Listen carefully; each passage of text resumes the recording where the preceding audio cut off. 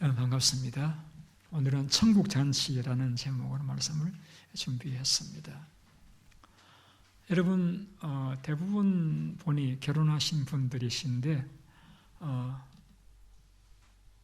한국에서 결혼하시는 것하고 미국 결혼식하고 좀 달라요. 저도 한국에서 결혼을 했는데 미국에서 몇 번 제가 결혼 주례를 하면서 다르구나 하는 걸 느꼈습니다. 또 결혼식 참석해 보기도 하였고요. 한국에서는 결혼식이 이렇게 되면은 청첩장을 받잖아요. 받으면은 솔직히 어떤 느낌이 드는가 하면은 이거 가야 되나 말아야 되나 하는 걱정이 생겨요. 왜냐하면은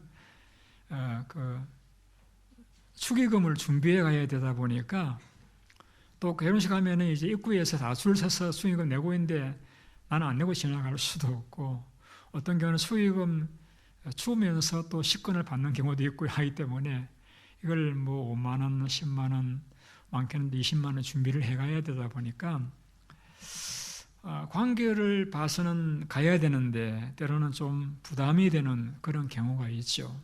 그런데 미국은 결혼식을 할 적에 축의금 주고 받거나 그런 일은 거의 없습니다. 또 결혼식장에 갔는데 앞에 앉아가지고 축의금 받는 접수 사는 곳도 없고요. 물론 결혼식 하기 전에 신랑 신부가 자기가 이제 신하게 지내는 분들에게 내 생활에 필요한 그 품목 리스트, 베개라든지 그릇이라든지 밥솥이라든지 이런 걸 이렇게 쭉 리스트를 해놓고 올리면은 그 아시는 분들이 자기 형편 따라 이제 숟가락 하시는 분도 있고 밥그릇 하시는 분도 있고 베개 사시는 분도 이렇게 해가지고 이제 그러면은 돈을 내면은 그러면은 이제 그분들이 이제 결혼식을 마친 다음에 그 가게에 가서 그 물건들을 이렇게 가져가는 그런 경우들이 있지만은 축의금 부담되어서 결혼식에 못 가는 그런 경우들은 없죠. 또 다른 점은 이렇게 한국은 결혼식 소식을 알게 되면은 청첩장을 받았든지 안 받았든지 누구든지 갈 수 있습니다. 근데 미국은 청첩장 받을 적에 내가 가야 될지 가지 않아야 될지 미리 답을 줘야 돼요. 왜냐하면은 한국은 결혼식 마치고 그냥 밥 먹고 돌아가면 그만이지만은 미국은 결혼식 마치고 난 뒤에 대개는 결혼식장과 연애하는 장소가 달라요. 그래서 그 파티하는 장소는 미리 예약을 해야 됩니다. 몇 명이 가는데 얼마 가격에 음식을 준비해 달라 이렇게 요청을 하기 때문에 이걸 오지도 않은 사람을 위해서 많이 준비해 놓으면 돈이 낭비가 되니까 결혼식을 앞두고서는 초청장에 내가 레스폰스 대답을 내줘야 됩니다. 갈지 안 갈지. 그리고 그래서 대답된 사람들만 일반적으로 결혼식에 참석을 합니다. 그렇죠. 또 다른 점이 있다라고 하면은 한국에 결혼식 마치고 가까운 식당에 가서 밥을 먹고 그 다음에는 이제 헤어집니다. 헤어지는데 미국은 결혼식 마치고 따로 파티장에 가서 신나게 놉니다. 맛있는 것도 먹고 또 신부 어머니가 또 사이하고 춤을 추기도 하고 또 신부가 또 아버지하고 춤을 추기도 하고 신랑이 또 춤을 추기도 하고 친구들이 나와서 또 춤을 추기도 그야말로 파티입니다. 파티 하여튼 이제 파티 이제 즐거운 그런 시간을 늦도록 보내는 것이 다른 점인 것 같아요. 그 외에도 뭐 다른 점들도 있긴 하겠습니다만은 달라요. 그래서 제가 볼 적에는 한국의 결혼식보다는 미국의 결혼식이 훨씬 더 성경적인 것 같아요. 우리 성현들 결혼식을 미국에서 하세요. 그래서 결혼식을 하는 사람들이 이렇게 결혼식을 위해서 돈을 모으더라고요. 그래서 형편이 안 되는 분들은 코트나 목사 앞에 가서 서약함으로 결혼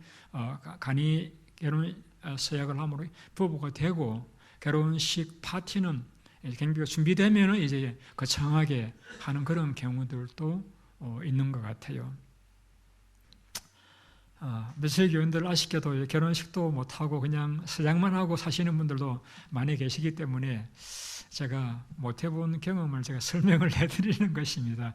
저도 한국 결혼했기 때문에 미국 결혼식은 제가 못해봤지만은 저희가 아이 결혼식 참석을 하면서 이런 게 다르구나 하는 것을 느꼈습니다. 제 결혼식 이야기를 왜 하는가 하면은 오늘 예수님이 결혼 잔치에 대해서 말씀하고 계시기 때문입니다.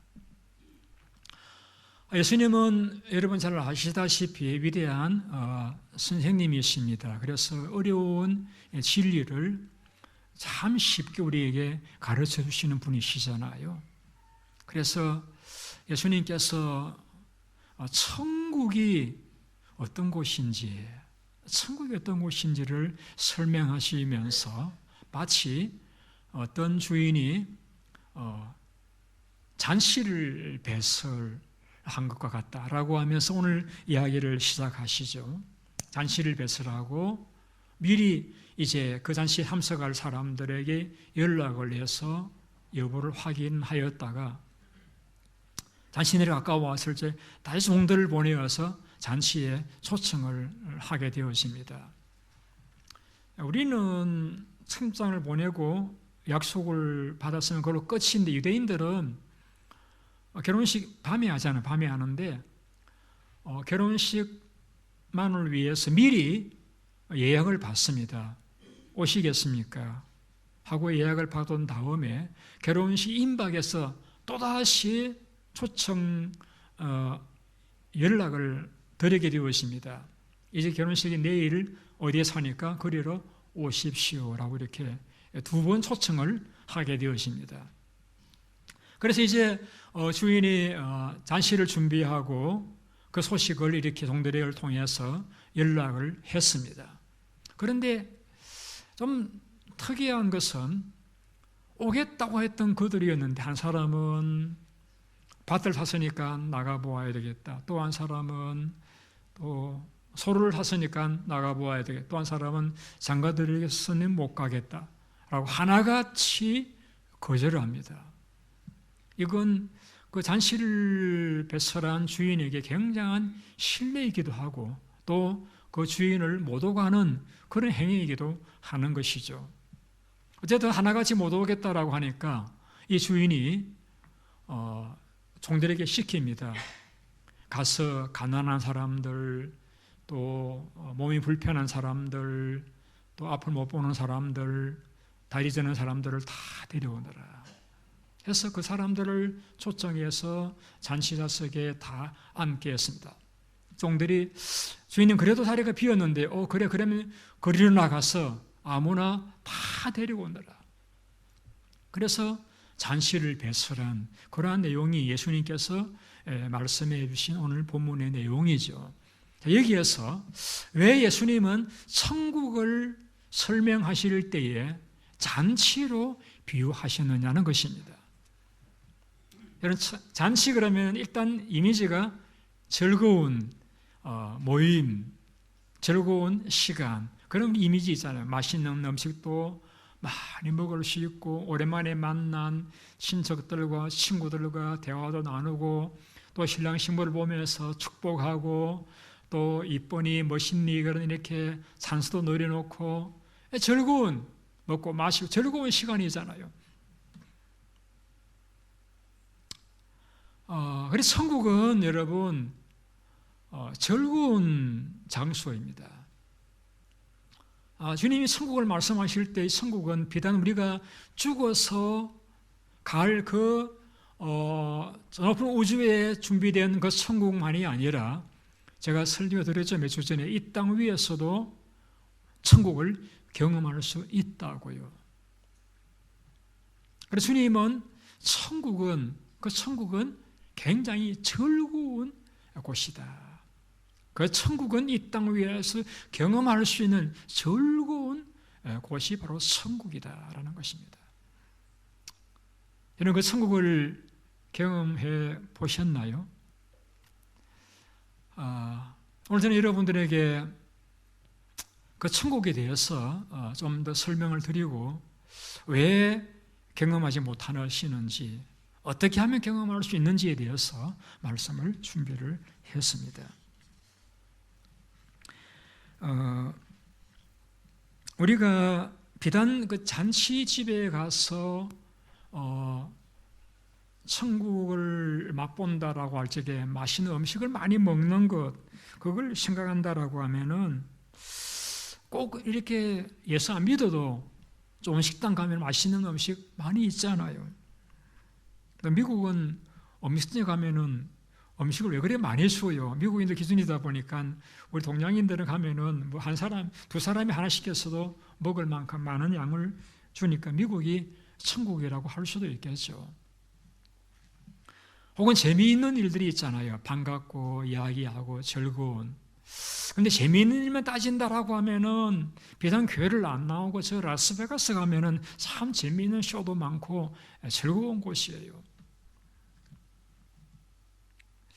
우리가 먹을 것이 많고 그리고 재미있는 일이 있어도 그것이 천국과 다른 점이 있다라고 하면은 이 땅 위에 먹는 것, 마시는 것, 그거 지나고 나고 나면 다시 우리 마음이 공허해지잖아요.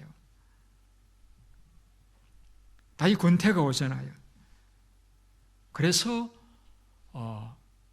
이 땅 위에서 잔치에다가 천국을 비유하기는 하셨습니다마는 그 잔치가 천국일 수 없는 이유가 거기에 있는 것입니다. 그러나 주님이 약속하신 그 천국은 계속되는 즐거움, 기쁨의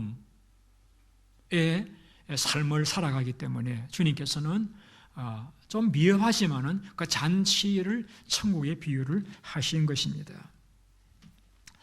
바울은 천국을 다녀온 사람입니다. 삼층천에 올라가서 천국을 다 보고 너무너무 좋아서 그는 세상에 어떤 말들로도 그 천국을 묘사할 수 없다라고 했습니다.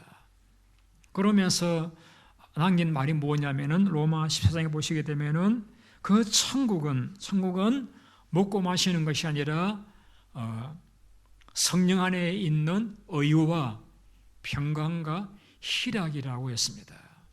자, 왜 천국을 다녀왔던 바울이 그 천국을 묘사하면서 먹고 마시는 것이 아니고 성령 안에 있는 의와 평강과 희락이라고 하시는가를 좀 설명을 드리겠습니다.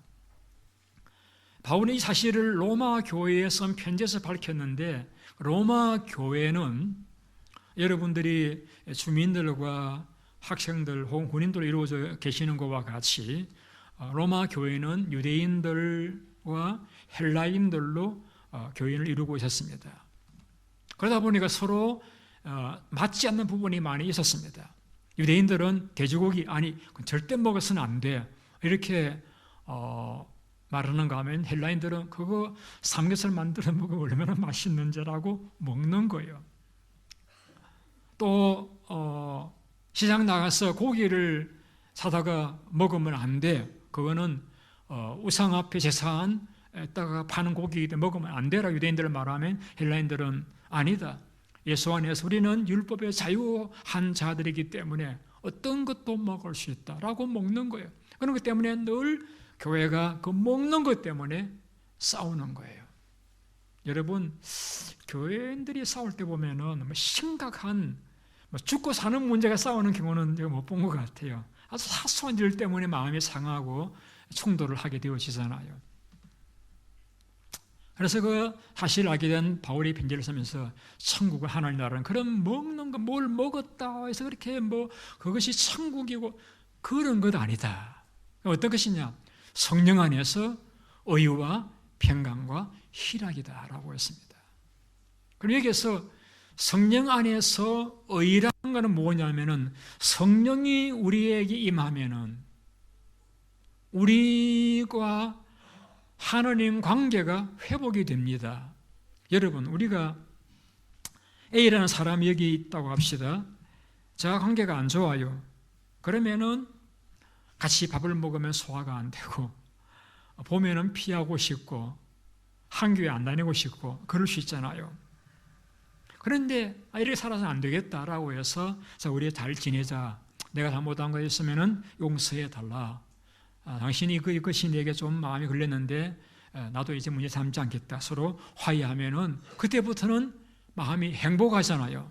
그와 같이 성령님이 우리에게 임하면은 우리가 하나님 앞에서 뭘 잘못했는지, 잘못 살아왔는지를 깨닫게 해주셔요. 그리고 하나님 앞에 자백하게 만듭니다. 하나님, 제가 이러이러한 일을 잘못했네요. 용서해 주세요. 하고 용서를 구하면은 우리 자비로 하나님께서는 우리가 어떤 잘못을 저질렀을지라도 다 용서해 주시잖아요. 그래, 예수 그리스도의 피로 너를 용서하노라 하고 용서해 주실 적에 우리 마음이 하나님 관계가 회복되어지니까 마음이 평안해지고, 그리고 그 후로 우리 속에서 기쁨이 솟아나기 시작하는 거예요. 천국이 바로 그와 같은 것이다 라고 설명을 했습니다. 성령이 임하셔서 우리와 하나님 관계를 다시 회복시킴으로 내가 깨끗해진 느낌과 확신을 가지게 되어지면서 하나님 관계가 회복되어지니까 마음이 평안해지고, 그리고 기쁨에 솟아나는 천국은 바로 그와 같은 것들이다 라고 바울이 우리에게 설명을 해 주었습니다. 여러분, 우리가 살아갈 동안에 여러 가지 걱정스러운 일이 있는 거 저도 부인하지 못합니다. 어떻게 살아갈 것인가, 어떻게 해야 될 것인가, 걱정과 염려가 우리 마음속에 찾아올 때가 많이 있습니다. 그런데 여러분, 이 걱정은, 염려는 내가 하지 않으려고 해서 사라지는 것이 아니고요, 걱정이 임할 적에 그 걱정거리를 가지고 하나님 앞에 기도하면은 걱정 사라집니다. 그래서 예수님께서 이렇게 말씀했습니다. 너희는 뭘 먹을까 마실까 염려하지 마라. 그거는 하나님 없는 불신자들이나 하는 것이고, 너희들은 어떻게 하면 하나님을 기쁘시게 해드릴까? 하나님의 나라와 의만 구하라. 그래야 하면은 이 모든 거 내가 다 채워주겠다.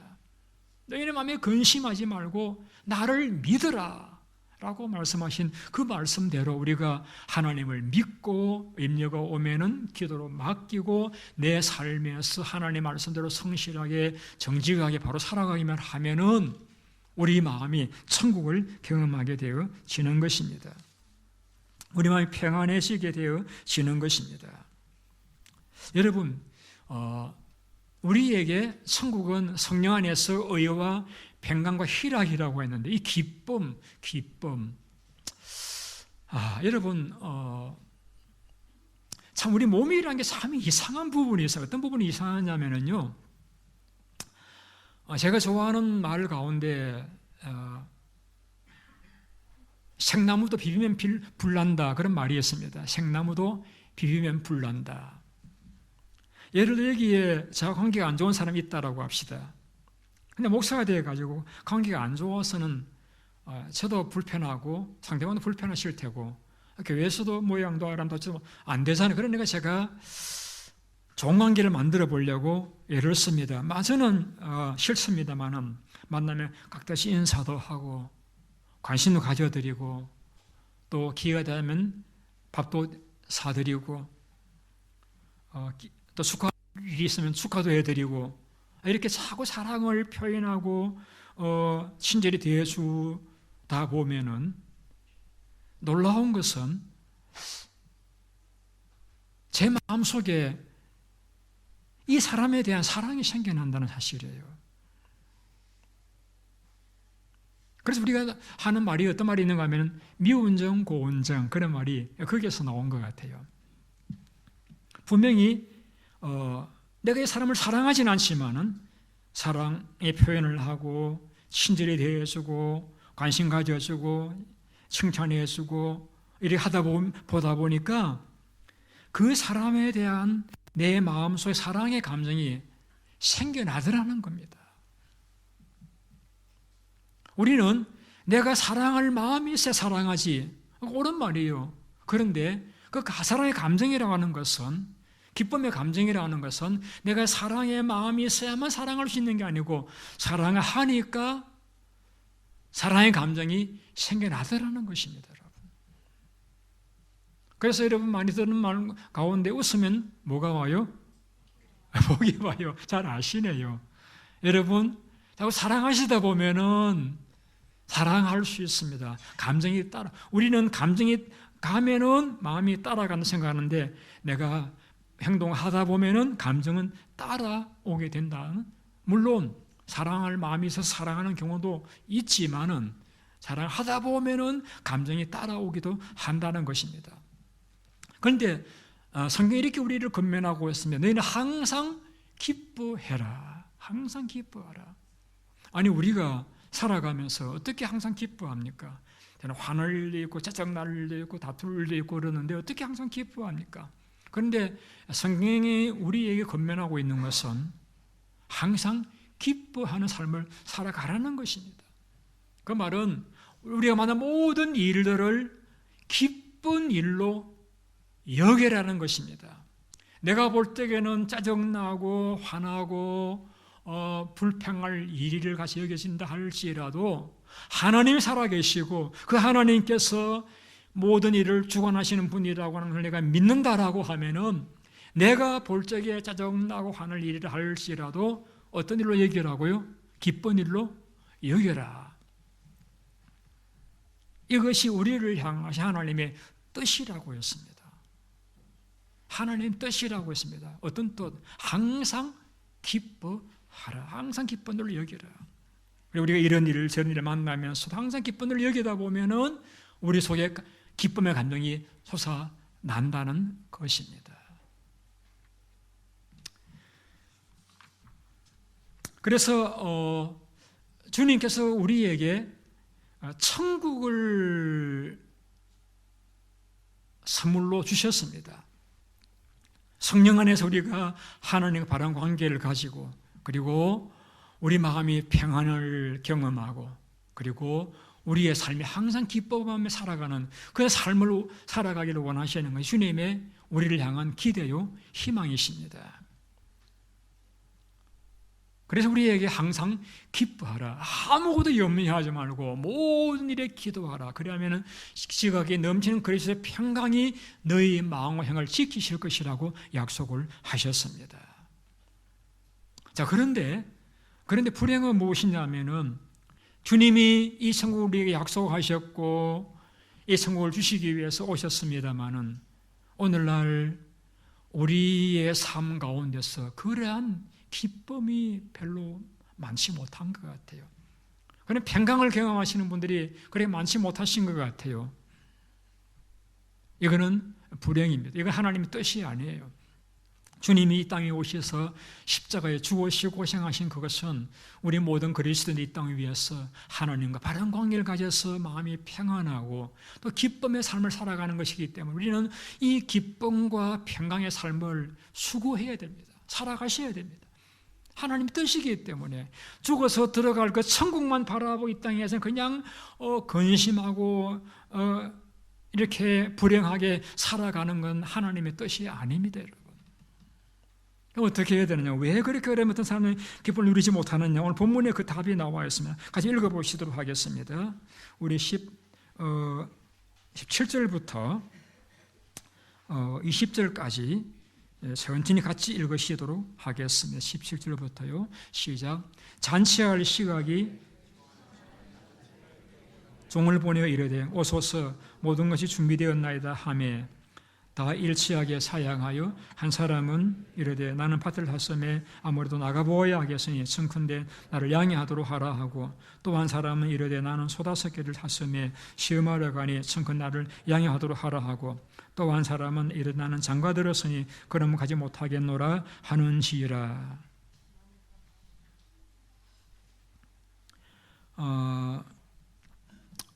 자, 밭을 샀으니까 17절 18절 띄워주세요. 밭을 샀으니까 나는 나가보아야 한몫했으니 나는 가지 못하겠노라. 여러분, 밭을 사는 사람이 밭을 보지도 않고 사는 경우가 있습니까? 없죠. 저희 교회가 가진 땅이 조그만 게 있습니다. 1에이크쯤 되는 땅이 키치로 가다 보면은 길가에 있는데 크진 않아요. 1에이크 되는 땅인데 그 땅 주인이 계속해서 저에게 이메일을 보냅니다. 그 땅을 좀 팔아라.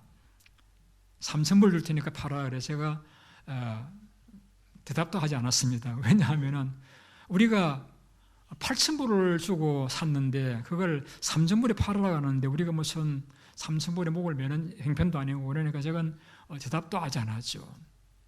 또 메일이 왔습니다. 얼마를 쓰면 팔겠느냐. 그래서 제가 대답을 이렇게 했습니다.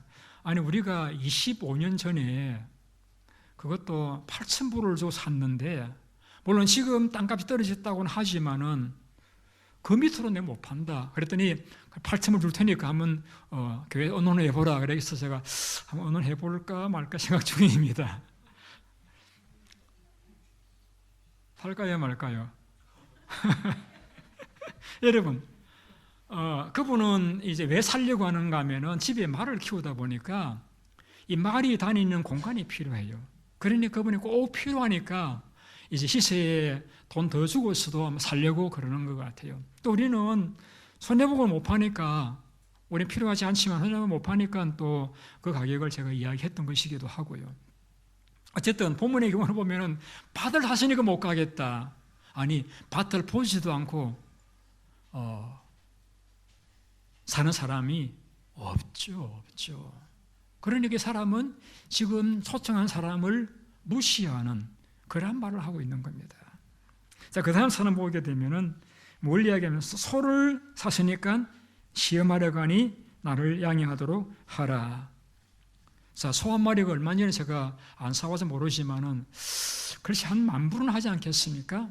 적어도 5마리니까 50,000불. 자, 50,000불어치의 소를 사면서 소를 자세히 살펴보거나 테스트 해보지도 않고 덜렁 사는 사람이 어디 있습니까?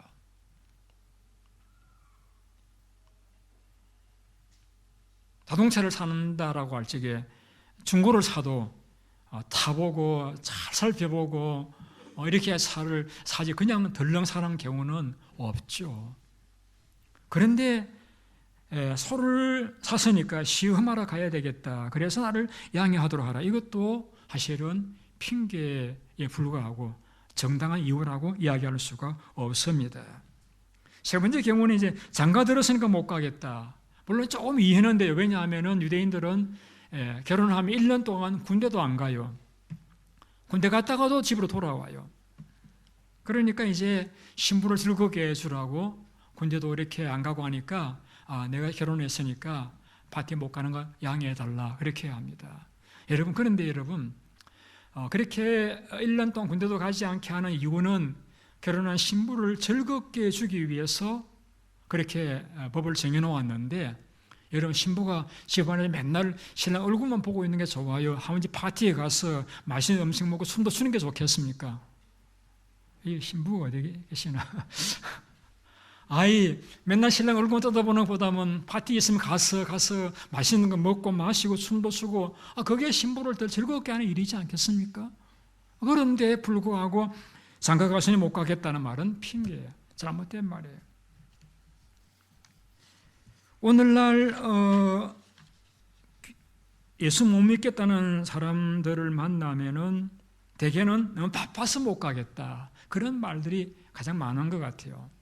한 번은 빌리그람 목사님에게 어떤 농부가 이런 질문을 했습니다. 목사님 자꾸 저를 교회 나오라고 하시는데 만약 목사님이 소를 키우는데 소가 구덩이에 빠졌다고 합시다. 그러면은 그 소를 두고 그냥 교회 가시겠습니까? 저도 안 가죠. 그런데요, 그 소 맨날 빠지면은요, 저는 그 소 잡아 먹습니다. 팔아버립니다. 맨날 구덩이 빠지는 소 그 키워서 뭐합니까? 팔아버리든지 잡아 먹어버려야죠. 여러분, 바쁜 일은 말이죠, 끝이 없습니다. 우리가 아마도 죽을 날까지도 바쁠걸요. 바쁜 일 때문에 자꾸 내 생사가 걸린 문제를 자꾸 미루시다 보면은 우리가 죽을 때까지 바쁠 수가 있다는 이야기입니다. 어떤 분은 목사님 제가 교회를 나오고 싶긴 한데 그 교회 제가 정말 싫은 사람이 있어가지고 그 사람과 함께 교회 생활을 제가 못하겠습니다. 그런 분도 제가 만났습니다. 여러분 그러면은 병원에 의사들이 많이 있는데 그 병원에 돌팔이 의사가 한 명 있다고 해서 병원 안 가겠습니까? 그 의사 안 만나면 되잖아요. 그런데 그 의사 때문에 병원 못 가겠다 그런 사람이 없잖아요. 또 만나서 교제하다 보면 또 관계가 회복될 수도 있고요.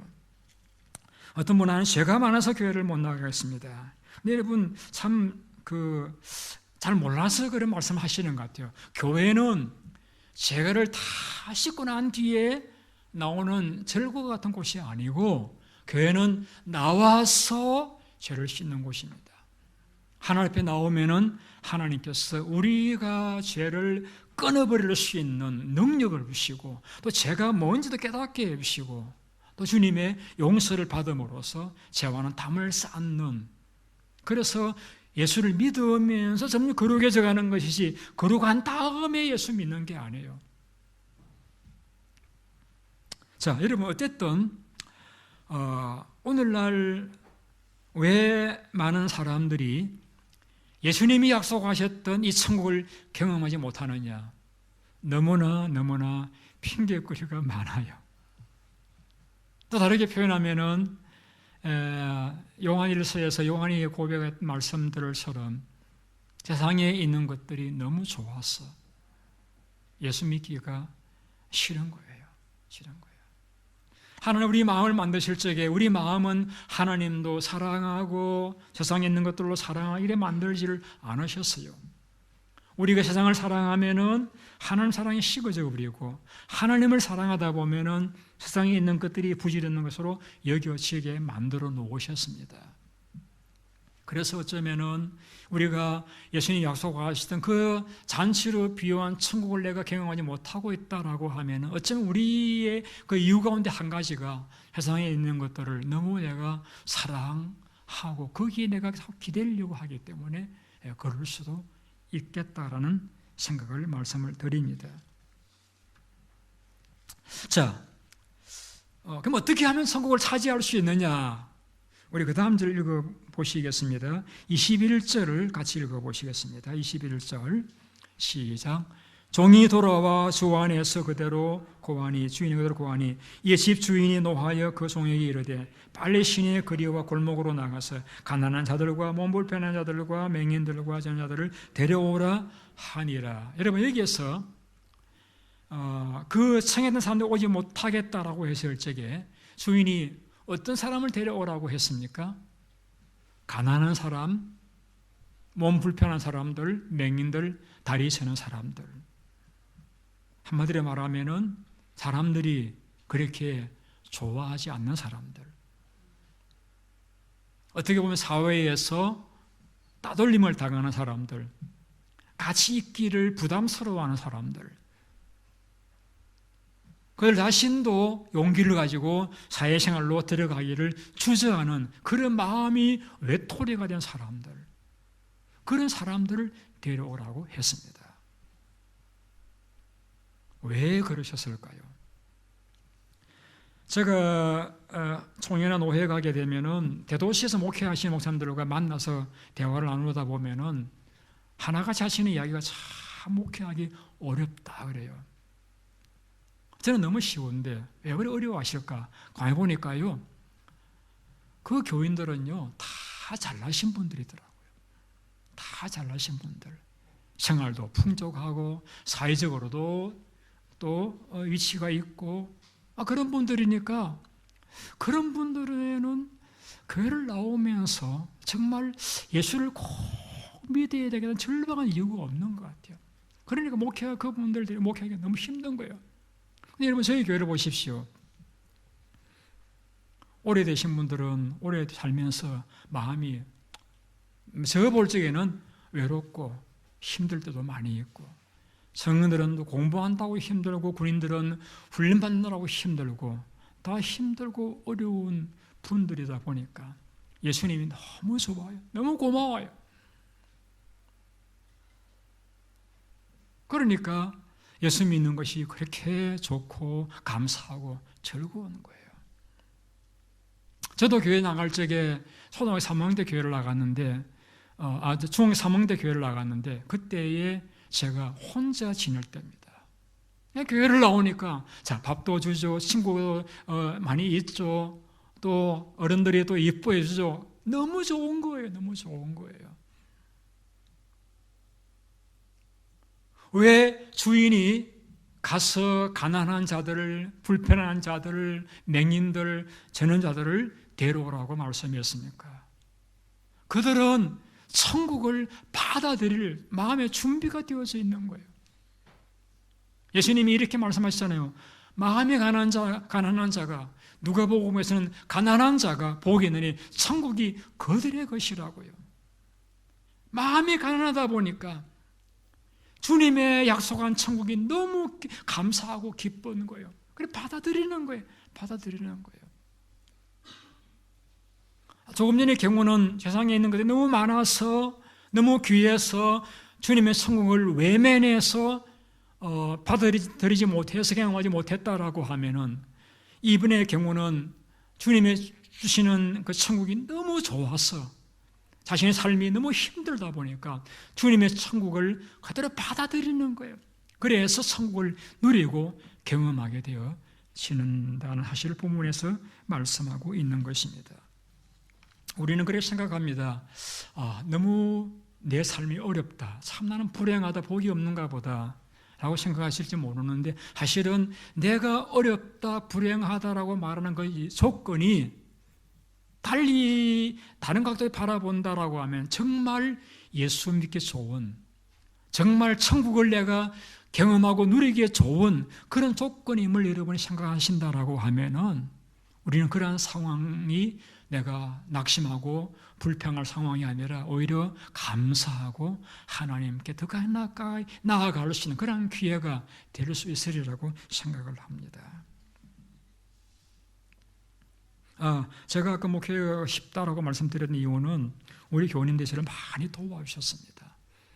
저는 청년 40세 때 이곳에 왔는데 아무것도 모르는 저를 많이 이해해 주시고 많이 도와주셨습니다. 우리 교우님들께서 힘든 삶을 사셨다 보니까 잘 이해도 해주시고 기다려 해주시고 많이 도와주셔서 제가 그런 말씀을 드린 것입니다. 자, 여기에서 이야기는 끝나지 않고 이 종들이 와서 이렇게 보고합니다. 주인님, 그렇게 해도 자리가 비었습니다. 그러자 주인이 됐다, 그만하면 됐다, 뭐 음식 남으면은 싸가면 되지 않겠느냐, 이렇게 하지 아니하시고 어떻게 했습니까? 거리로 나가서 만나는 대로 데려온다라, 강건해서 데려온다라. 우리 같이 읽어보실까요? 23절 말씀 같이 읽습니다. 시작. 주인이 종에게 이르되 길과 산울타리 가로 나가서 사람들을 강건하게 데려다가 내 집을 채우라. 여기에서 어떻게 생각하면은 사람을 그렇게 모르는 사람인데 강건해서 뭐 이렇게 억압적으로 할 필요가 있는가라고 생각할 수 있는데, 이걸 여러분 이렇게 생각하시기 바랍니다. 주님이 준비한 이 결혼식 주인으로 묘사된 그 잔치가 너무 좋으니까, 음식이 너무 귀하고 풍성하고 좋으니까 그걸 더 많은 사람들이 와서 먹고 마시며 즐길 수 있는 기회를 제공하고 싶은 그런 주인의 좋은 마음에서 강건해서라도, 잘 설득해서라도 데려오라고 하신 말씀으로 이해하시면 좋겠습니다. 여러분, 좋은 일이 있으면은 강건하잖아요. 가면 너무 좋아요. 같이 가보십시다. 여러분 어떠세요? 목사님은 맨날 천국이 있다, 왜 경험될 수 있다라고 말하는데 나는 왜 안 되는가? 나는 왜 경험되지 못하는가? 여러분, 어쩌면은요, 그 이유 중에 한 가지가 여러분들이 하나님을 찾는 그 마음이 간절하지 않아서일 수도 있습니다. 주님은 우리가 주님 그 옆에 계시다가 그래 왜? 라고 이렇게 서브하는 웨이터가 아니에요, 여러분. 때로는 우리가 하나님과 관계가 회복되기 위해서는 기도에 많은 시간을 들일 필요가 있어요. 한 번 안 되면 또 다음 날, 또 그 다음 날 계속적으로 기도해야 될 필요가 있습니다. 이 강건이라는 단어를 교훈해 주고 있는 것입니다. 하나님의 나라는 너무 귀하기 때문에 많은 경우에는 한 번 기도할 때 임하는 게 아니고 오랫동안 기다리고 간절히 소원하고 간구할 때에 경험되어지는 것입니다. 그리고 한 번 경험되어지고 나면은 그때부터는 쉬워요. 그때부터는 주여라고 기다리면은 하나님 원하시는 때에 그 평강의 나라, 기쁨의 나라가 임하는 것을 경험하시게 되었습니다. 성경 이야기를 한 가지 드리고 설교를 마치고자 합니다. 여러분 잘 아시는 대로 성경에 보면은 아브라함의 조카 롯의 이야기가 나옵니다. 롯이 소돔성에 살고 있는데 소돔성에 참 악했습니다. 그래서 하나님께서 천사 2명을 보내었더니 온 동네 사람이 그 천사와 성관계를 하겠다고 내어놓으라는 거예요. 그래서 하나님이 그때 눈을 다 멀게 만들었습니다. 그리고는 빨리 롯에게 성을 빠져나가라고 합니다. 이 성이 너무 악해서 유황불을 내려서 다 심판하겠다고 빨리 빠져나가라고 하는데 롯이 자꾸 머뭇거리고 지체하는 거예요. 그것도 이유는 있죠. 그동안에 이곳에 와서 땅을 사고 집을 짓고 농사를 짓고 이렇게 기반을 다졌는데 그거 다 두고 나간다는 게 쉽지 않잖아요. 더구나 딸들은 가려고 하는데 사이들 안 가려고 하니까 그것도 또 마음이 그렇잖아요. 머리국거리고 있다 보니까 천사가 그 롯과 딸들의 손을 이끌고 성을 빠져나오자마자 하늘에 유황불이 내려서 그 성은 멸망당하고 말았습니다. 자, 오늘 여러분들이 예수님 안에 있는 이 기쁨과 평강을 경험하신 분들이시라고 하면은 또 여러분들이 예수님이 약속하신 그 천국을 우리가 믿는다라고 하면은 나만 즐겁고 기쁜 데서 그치실 것이 아니라 내 주변에 이 세계를 경험하지 못한 분들을 우리가 강건이라도 해보셔야 하지 않겠습니까? 예수 믿으면 정말 좋습니다. 그 안에 진정한 평화와 진정한 기쁨이 있습니다. 세상 기쁨들은 다 순간적이고 거짓된 것이지만은 예수님이 우리에게 주신 그 제사함의 은혜와 구원의 축복은 이루다 말할 수가 없습니다. 라고 우리가 기도하고 권면하셔야 하지 않겠습니까? 저는 오늘 설교를 시작하면서 잔치에 대해서 말씀드렸습니다. 여러분, 예수 믿으시는 것은 잔치라고 주님이 묘사했습니다. 잔치. 이것은 어떤 특별한 은사만 받은 사람들만 경험하고 누릴 그런 것이 아니라 우리 모두가 누리고 즐겨야 할 그런 잔치라는 하시를 주님 우리에게 말씀을 하셨습니다. 왜 천국을 잔치로 말씀하시는지 이유도 말씀드렸고 어떤 분은 왜 경험하지 못하는지도 말씀드렸고 어떻게 하면 경험할 수 있는지도 말씀을 드렸습니다. 자, 우리 마음을 더 낮추십시다.